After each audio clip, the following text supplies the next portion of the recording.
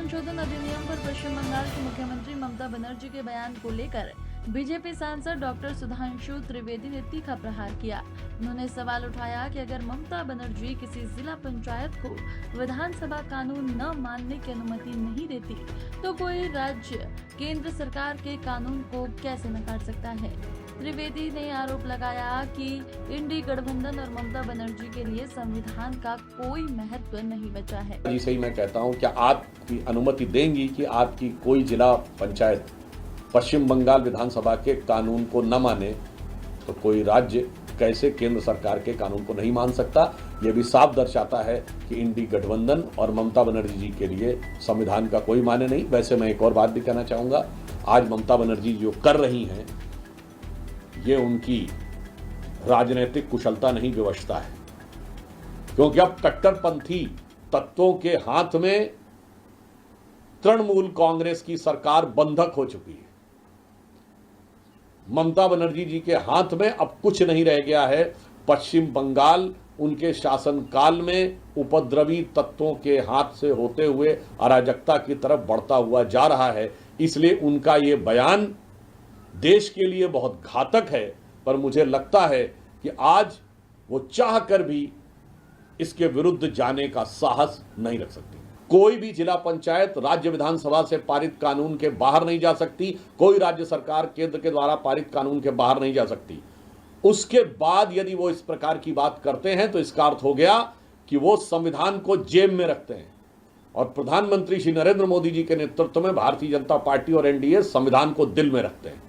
तो ये मुकाबला संविधान को अपनी जेब में रखने वाले लोग और संविधान को अपने हृदय में रखने वाले लोगों के बीच में। तो हम तो बहुत साफ कहना चाहते हैं कि आज बाबा साहब अंबेडकर की जन्म जयंती है और प्रधानमंत्री श्री नरेंद्र मोदी जी के नेतृत्व में भाजपा और एनडीए का यह संकल्प है कि हमारे लिए संविधान का सम्मान सबसे ऊपर है। अब मैं इंडी गठबंधन और कांग्रेस पार्टी से साफ पूछना चाहता हूं कि आपकी नजर में बाबा साहब का संविधान ऊपर है या शरिया का निशान ऊपर है।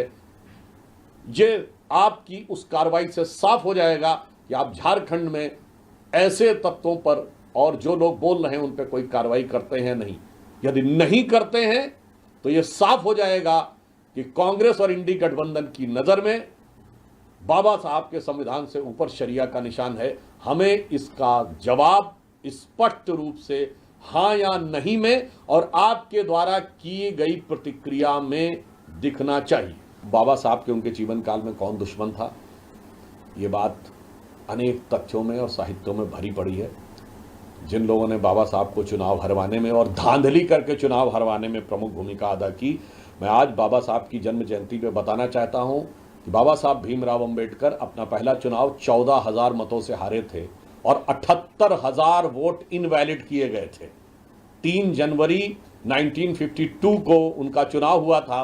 अप्रैल 1952 में उन्होंने चुनावी धांधली के विरुद्ध कोर्ट में याचिका दायर की थी। अतः भारत के संवैधानिक इतिहास में चुनावी धांधली के पहले शिकार बाबा साहब अंबेडकर थे, जो चुनावी धांधली कांग्रेस और कम्युनिस्टों ने मिलकर उनके साथ की थी। इमरान मसूद ने जो बोला है यह दर्शाता है यह कांग्रेस पार्टी संविधान को अपनी जेब में रखती है।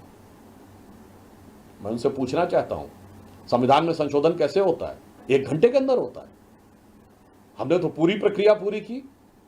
पहले हम पिछले साल के मानसून सत्र में इस विधेयक को लाए, फिर संयुक्त संसदीय समिति में गया, उसके बाद महीनों तक विचार विमर्श हुआ, अनेकानेक बैठकें हुई, 25 से अधिक राज्यों और वक्फ बोर्डों से विचार विमर्श हुआ। अनेक जगहों पे जाकर फिजिकली उन्होंने जेपीसी ने जगदम्बिका पाल जी के नेतृत्व में डाटा किया, एकत्र किया। 92 लाख लगभग फीडबैक्स लिए गए। फिर संसद के दोनों सदनों में आया, 12-12 घंटे की चर्चा हुई। उसके बाद राष्ट्रपति महोदया के साइन से या कानून बना। मैं कांग्रेस पार्टी से पूछना चाहता हूं, ये सारी प्रक्रिया 1 घंटे में तभी हो सकती है जब आप संविधान को